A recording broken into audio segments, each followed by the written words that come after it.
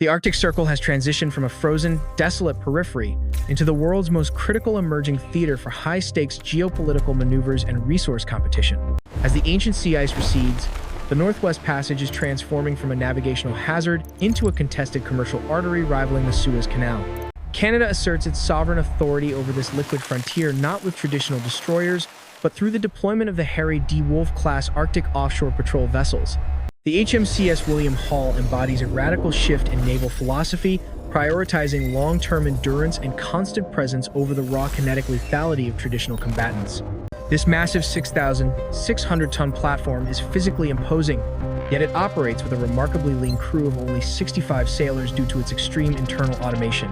The vessel navigates the complex paradox of modern naval warfare, where systems integration and digital connectivity matter far more than the raw number of personnel. Critics frequently deride the platform as undergunned, citing its lack of vertical launch missile silos or heavy anti-ship weaponry as a fundamental strategic failure. However, this narrow assessment fundamentally misunderstands the vessel's primary adversary, which is not a hostile fleet, but the brutal, unforgiving geography of the Arctic. The operational mandate of the harried DeWolf-class focuses on constabulary duties, continuous surveillance, and disaster response rather than direct high-intensity combat against peer navies.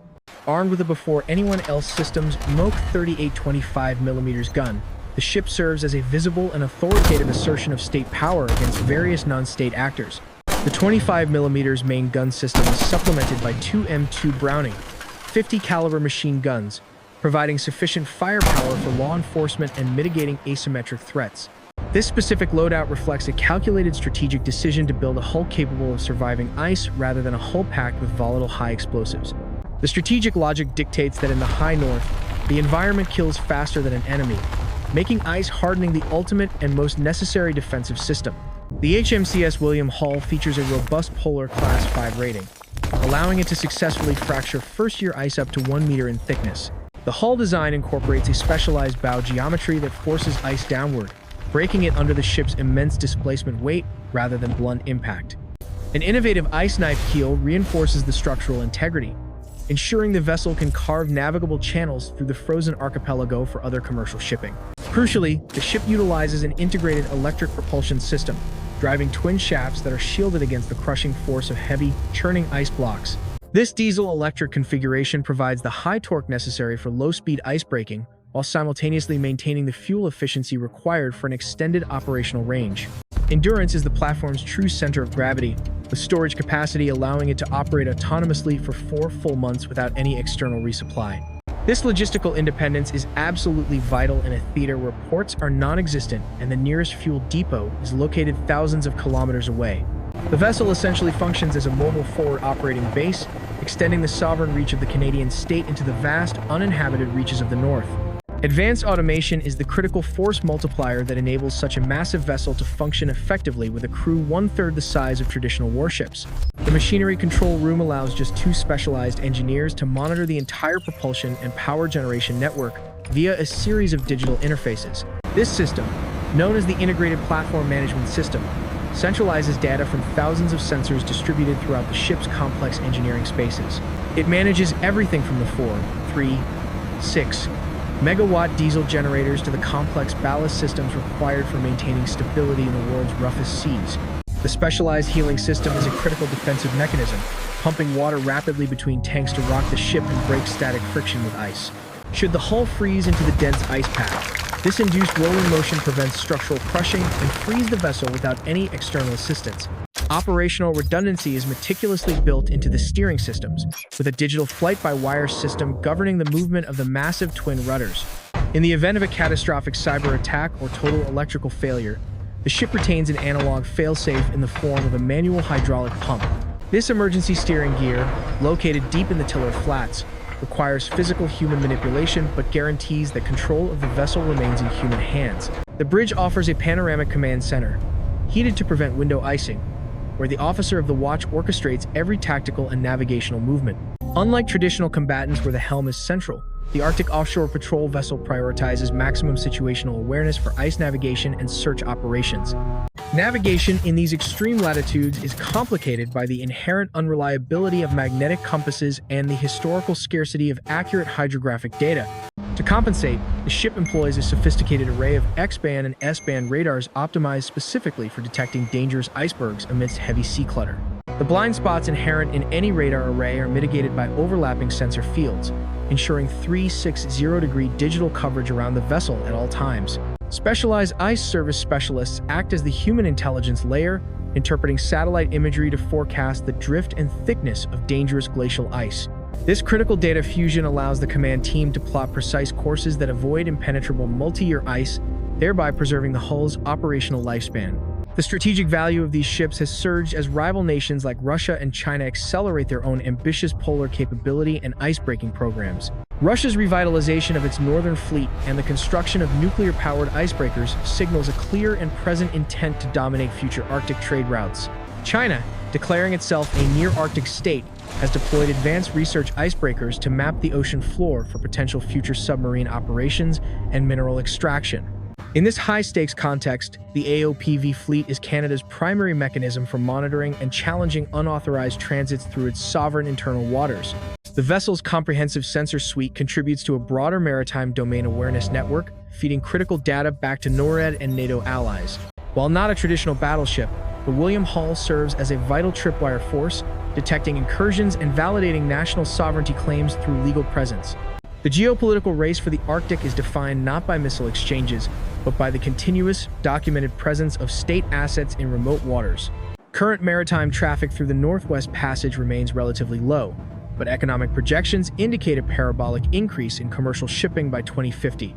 As the route becomes commercially viable, the requirement for search and rescue, pollution control, and law enforcement will scale exponentially across the region. The Royal Canadian Navy anticipates this future by conducting intensive interoperability exercises with Danish, French, and American naval units in the frozen region. These multinational drills, like the one William Hall recently participated in, simulate mass casualty events in the most unforgiving and polar environments on Earth. Coordinating helicopter extractions and small boat transfers amidst freezing sea spray tests the absolute limits of both human endurance and mechanical reliability. The ability to integrate with NATO partners transforms the solitary AOPV into a critical node within a much larger collective security and defense architecture. This multinational joint exercise functions as a comprehensive stress test for NATO's northern flank capabilities and its sophisticated interoperability protocols in extreme conditions. The Danish patrol vessel, HMCS William executes precise hydrodynamic maneuvers to effectively shield small boat operations from the crushing weight of the Atlantic swell. By deliberately turning into the incoming waves, the hull creates a lee, a vital zone of calm water facilitating the rapid deployment and recovery of assets. This advanced technique drastically reduces the kinetic energy impacting the launch of rigid-hulled inflatable boats during operations in dangerously high sea states. Simultaneously, rotary wing assets conduct complex vertical replenishment and medical evacuation drills directly overhead, testing the synchronization of the multinational command structure. The extreme complexity of managing airspace and surface vectors in icing conditions demands absolute, unwavering synchronization between allied maritime command centers. Internally, the William Hall's survivability is governed by a decentralized, highly automated damage control architecture that operates with minimal human intervention during crises. Fire suppression is no longer a purely manual task, it is fully integrated into the ship's digital nervous system via the Integrated Platform Management System. Proximity sensors on every watertight door feed real-time status updates directly to the machinery control room, instantly isolating potential structural breaches. Heavy magnetic retainers hold blast doors open for operational efficiency but are designed to fail safe to a closed position instantly upon a master alarm.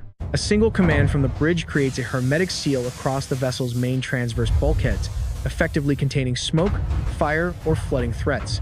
This rapid compartmentalization starves internal fires of necessary oxygen and prevents the migration of toxic smoke through the ship's massive ventilation trunks. Specialized penetration ports in the doors allow fire hoses to enter the affected boundary without breaking the hermetic seal or losing internal pressure. This allows the ship to maintain positive pressure in safe zones while damage control crews attack the casualty with high-efficiency aqueous film-forming foam. The automation of these critical safety protocols significantly reduces the cognitive load on the commanding officer during high-stress, multi-threat casualty scenarios. Beyond its combat and survival systems, the vessel's design prioritizes the long-term physiological and mental maintenance of its human components during extended polar patrols. The revolutionary One Navy concept manifests in a single, unified cafeteria for all ranks, intentionally breaking centuries of rigid naval social hierarchy. Eliminating separate messes for officers and enlisted personnel maximizes the utility of the vessel's limited internal volume for critical mission equipment. This physical integration flattens the social hierarchy, fostering faster information flow and stronger bonds between the command element and the deckplate sailors. Logistical endurance remains the primary constraint on Arctic operations, dictating the vessel's internal layout, storage flow, and overall mission capabilities. The galley is strategically positioned adjacent to dry storage and massive walk-in freezers to minimize transit time for the culinary logistics team. Naval architects meticulously optimize this internal workflow to reduce the physical fatigue of hauling heavy supplies during periods of heavy seas and rolling. The ship carries caloric provisions sufficient to sustain 85 personnel for 120 days without needing any external replenishment or support. This unique caloric independence is critical when operating in the Beaufort Sea, far beyond the logistical reach of commercial or military supply chains. Waste management becomes a vital tactical consideration due to the strict international environmental protocols enforced within the fragile polar ecosystem. The ship cannot simply jettison refuse. It must biologically process and store all waste until it eventually returns to a recognized southern port. High-efficiency incinerators reduce combustible trash to a fine ash, significantly minimizing the volume of stored waste within the ship's dedicated hold. Metal and glass materials are mechanically compacted into dense, stackable cubes to preserve valuable internal cargo space for mission-critical gear and supplies. Black water is treated both biologically and chemically on board before any discharge occurs, ensuring the vessel exceeds all civilian environmental protection standards. This sophisticated closed-loop waste cycle allows the vessel to operate in ecologically sensitive zones without leaving a measurable or harmful environmental footprint. The crew accommodations reflect a significant shift towards retention and mental health focus, recognizing the psychological toll of long-duration, isolated deployments. Modern six-person cabins replace the crowded, open-bay berthing of 20th-century warships, offering every crew member a necessary sense of personal space and privacy. Each residential module includes in-suite sanitary facilities, drastically reducing the time lost to basic hygiene routines during the ship's high-tempo operational cycle. High-speed connectivity is maintained via low-Earth orbit satellite constellations, providing high-bandwidth internet access even at the world's highest northern latitudes. This digital tether to families ashore is considered a mission-critical system for maintaining high morale during months of extreme geographic isolation.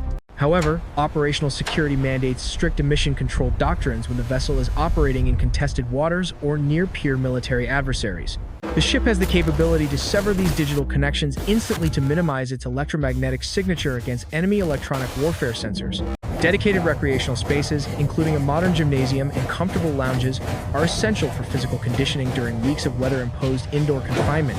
Controlled alcohol consumption, typically banned on most warships, is permitted under strict command oversight during rare port calls in remote northern settlements. This pragmatic policy acknowledges the harsh reality of Arctic deployment, where local amenities and recreational outlets are non-existent for thousands of miles. The vessel also integrates a specialized embarkation deck designed specifically to host modular mission specialists or rapid response tactical teams as required. This flexible space allows the seamless integration of scientific researchers, special forces units, or disaster relief personnel into the ship's daily operations. The oversized bunks within the embarked forces area are designed to accommodate the larger physical frames and heavy gear of modern combat troops. Despite these modern comforts, the Harry DeWolf-class has faced significant teething issues typical of an ambitious and novel shipbuilding program. Early operational assessments revealed critical vulnerabilities in the anchor handling systems and the specific alloy compositions of the cooling pipe networks. Lead contamination within the potable water system forced the crew to rely entirely on bottled reserves during the vessel's initial sea trials. The enclosed forecastle, designed to protect the crew from freezing spray, inadvertently acted as a corrosion trap for the ship's vital hardware. Seawater ingress through the hawsepipe created a humid, saline environment that accelerated the degradation of sensitive deck equipment significantly over time. Engineers were forced to retrofit inflatable seals and steel covers to hermetically seal the anchor hawsers when the system is not in use. These iterative and complex engineering solutions are an essential part of the maturation process for any first-in-class naval technological platform. Despite the initial mechanical hurdles and design challenges, the Harry DeWolf-class platform consistently exceeds critical performance envelopes during its real-world Arctic sea trials. Its Polar-class 5 hull demonstrates an unexpected capability, successfully fracturing ice exceeding 2 meters, which outperforms its original design specifications by a significant margin. This surplus capability provides the Royal Canadian Navy with vital operational flexibility when seasonal ice conditions become dangerously unpredictable or even catastrophic. The ship's flank speed, driven by its 6,000 horsepower electric motors, easily surpasses 18 knots when navigating through the clear, open waters of the North Atlantic. While this speed is modest for a modern destroyer, it is considered formidable for a heavily ice-strengthened patrol vessel with such significant displacement. During complex replenishment at sea operations, the William Hall must perfectly match velocity and heading with larger vessels, such as the German supply ship Berlin. This delicate maneuver requires absolute navigational precision to avoid the powerful hydrodynamic suction that naturally pulls the smaller vessel toward the larger hull. The dangerous Venturi effect between two moving hulls can cause a catastrophic collision within seconds if the steering or engine response fails during transit. Consequently, the commanding officer assumes direct tactical control from the bridge wing during these critical evolutions to ensure the safety of both crews. He commands minute helm adjustments that are relayed instantly to the helmsman for immediate execution on the ship's responsive digital steering wheel. The helmsman acts as a critical biological servo, translating vocal orders into precise rudder angles without hesitation or delay during the high-stakes resupply process. For most routine operations, however, the bridge team relies on the sophisticated autopilot system to maintain a steady course over thousands of nautical miles. This high level of automation frees the bridge team to focus their attention on collision avoidance, ice detection, and complex sensor management duties. Should the digital helm fail, the ship is designed to revert to a localized emergency steering protocol located deep within the tiller flats.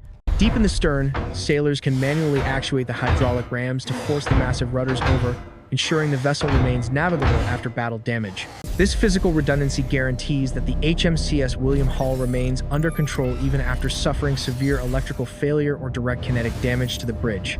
The primary propulsion is a diesel-electric hybrid system that has been specifically optimized for low-end torque rather than high-speed sprinting through open water. 4 massive diesel generators feed power into a common electrical bus that serves as the backbone for the entire ship's internal power grid. This modern architecture allows power to be dynamically and intelligently allocated between propulsion, advanced sensor arrays, and various domestic loads as needed. The use of electric drive motors eliminates the requirement for long, vulnerable mechanical shafts running through the vulnerable lower sections of the hull. This decoupling significantly reduces the vessel's underwater acoustic signature, making the ship remarkably quieter during various anti-submarine warfare exercises and surveillance missions. However, the Arctic offshore patrol vessel currently lacks organic sonar and torpedoes, which intentionally limits its role to surface surveillance and maritime interdiction. The true combat power of the vessel lies in its integrated command and control facilities, which fuse data from multiple sources into a tactical picture. The ship's operations room fuses data from radar, AIS, and electro-optical sensors, allowing operators to track hundreds of surface contacts simultaneously in real time. This capability is absolutely essential for enforcing sovereignty across Canada's vast and largely empty exclusive economic zone against sophisticated and persistent global actors. The ship's aviation facilities were designed specifically around the CH-148 Cyclone maritime helicopters demanding operational requirements and maintenance needs in the high north. However, the internal hangar has proved to be significantly too compact for conducting safe maintenance operations during periods of high sea states and rolling. While the Cyclone fits inside the hangar, the clearances are insufficient for critical rotor blade folding or complex engine replacement procedures while at sea. Consequently, the HMCS William Hall often deploys without an embarked helicopter detachment for its most routine sovereignty and fisheries patrols in the Arctic. This capability gap forces a reliance on shore-based air assets or smaller unmanned aerial systems for over-the-horizon targeting and long-range reconnaissance missions. The Royal Canadian Navy is currently exploring the procurement of smaller, modular drone platforms to effectively fill this critical reconnaissance and surveillance void. Despite the often empty hangar, the flight deck remains fully active and capable of conducting vertical replenishment and rapid medical evacuation operations. The deck is rated to land heavy-lift helicopters from various allied nations, significantly enhancing coalition interoperability during multinational Arctic defense and rescue operations. Active fin stabilizers extend from the hull to dampen the ship's roll by up to 90%, creating a stable platform for aviation. These retractable foils generate hydrodynamic lift to counteract wave action, preventing the vessel from rolling aggressively in the heavy swells of the Atlantic. When navigating through ice, the fins retract completely flush with the hull to prevent them from being sheared off by heavy, floating ice blocks. Without these stabilizers, the round-bottomed hull rolls aggressively in open ocean swells, inducing severe and debilitating seasickness among the vessel's crew members. Crew endurance is constantly tested as the ship pitches and heaves through the North Atlantic's violent winter storms on its way to the theater. Motion sickness medication becomes a standard and necessary consumable for all personnel during the long and turbulent transit to the operational Arctic theater. Once the vessel enters the ice pack, the sea state calms significantly, as the frozen surface suppresses the formation of large, rhythmic ocean waves. The eerie silence of the ice field contrasts sharply with the deafening noise and physical violence of the open ocean transit experienced days earlier. Navigating through thick ice requires a completely different tactical mindset, emphasizing extreme patience and the deliberate, slow application of the ship's momentum. The backing and ramming technique uses the ship's displacement weight to crush stubborn ice ridges through a series of repeated, calculated forward and reverse impacts. This method places extreme stress on the propulsion train, necessitating the robust and shock-hardened gearbox design that is a hallmark of the class. The gearbox effectively isolates the electric motors from the massive shock loads transmitted up the shaft during high-energy impacts with multi-year ice ridges. It acts as a critical mechanical fuse, protecting the ship's expensive power generation equipment from suffering a catastrophic and potentially mission-ending mechanical failure. Thermal management is critical in this environment. The sea chest must be continuously heated to prevent the ship's intake valves from freezing shut. If the cooling water flow is blocked by ice slush, the generators will overheat and shut down instantly, leaving the ship dead in the water. Engineers recirculate warm water from the engine cooling loop back into the sea chest to thaw incoming seawater before it enters the ship's systems. This sophisticated closed-loop thermal defense is what truly separates a purpose-built Arctic vessel from a mere cold-weather retrofit of a standard naval platform. Beyond mechanical resilience, the crew practices extreme cold-weather survival scenarios to prepare for the worst-case necessity of abandoning ship in sub-zero environments. Mustering on the flight deck in sub-zero winds is a drill in discipline, where immersion suits are donned in under 2 minutes to ensure survival. These insulated suits transform sailors into buoyant, thermal-protected survivors, which is critical when hypothermia can incapacitate a human being in mere minutes. Every sailor carries a personal locator beacon that activates automatically upon immersion, guiding the bridge team to their exact location in the freezing water. Man-overboard drills take on a lethal urgency, requiring the bridge team to maintain visual contact with the victim's head using high-precision physical pointers. The 2 8-foot rescue boats deploy from dedicated internal hangars, which shield the craft and their specialist crews from ice accretion until the moment of launch. While the AOPV lacks heavy missiles, its multi-mission bay serves as a modular combat multiplier, capable of housing shipping containers configured for diverse roles. These containers can transform the platform from a maritime law enforcement vessel into a mobile medical triage center or a command post for disaster relief. In a strategic crisis, the mission bays could theoretically host containerized missile systems like the Mark 70 payload delivery system for localized area denial. This plug-and-play lethality represents a modern approach to naval armament, offering a flexible capability on demand rather than a fixed, expensive weapon suite. For current operations, the ship's 25mm gun remains adequate for firing warning shots and disabling small, unarmored vessels engaged in illegal activities. The crew trains constantly with small arms to repel potential boarders, ensuring they can defend the vessel in remote ports or during high-stakes boardings. The AOPV conquers the tyranny of distance through sheer endurance, allowing it to linger in theater for months and forcing adversaries to alter their calculations. This persistent visibility deters bad actors and foreign research vessels by demonstrating the Canadian state's ability to operate and enforce law in the high north. Intelligence gathering is a continuous mission, with every sensor on the William Hall recording the electromagnetic environment and building a strategic order of battle. The ship's acoustic signature is carefully managed during these missions, utilizing its electric propulsion to maintain a stealth advantage during passive surveillance operations. On the bridge, lookouts scan the horizon for periscopes and unauthorized traffic as intently as they scan for dangerous icebergs in the cold mist. This presence is vital as Russia revitalizes its northern fleet, refurbishing Arctic airfields and establishing new missile bases to dominate the northern trade routes. The AOPV fleet serves as the first line of detection, acting as a mobile picket line that feeds early warning data into the Continental Defense Network.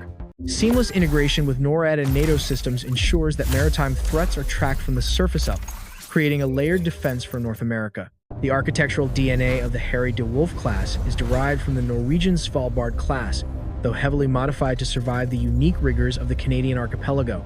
While Norway utilizes a 57mm Bofors cannon, Canada opted for the lighter 25mm station, reflecting a strategic depth that uses geography as its primary buffer. This contrasts with the Russian Ivan Papanin-class combat icebreakers, which are designed to carry caliber cruise missiles and heavy 76mm artillery for direct combat. The fitted for but not with doctrine ensures the Canadian vessel remains payload agnostic, capable of accepting advanced systems as geopolitical tensions continue to evolve.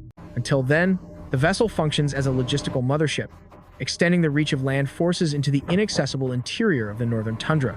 The internal vehicle bay carries pickup trucks, ATVs, and snowmobiles, allowing landing parties to traverse the land once they are deployed from the sea.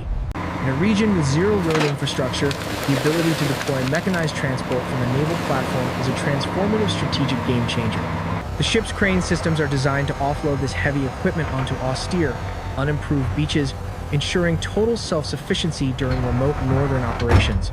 This autonomy extends to medical care, as the vessel features a fully equipped dental surgery and trauma bay to support the crew and coastal communities. During regional disasters, the William Hall becomes a floating hospital and power station, providing critical stability to isolated settlements in the high Arctic. Critics who focus purely on speed ignore the physics of moving 6,600 tons through solid ice, where torque and structural integrity are the primary metrics. The Frankenboat label fails to appreciate the sophisticated hybrid design required to build a multi-role tool for an asymmetric and evolving threat environment. The vessel's cargo capacity also allows it to host scientific laboratories that map the ocean floor, gathering data critical for future submarine warfare.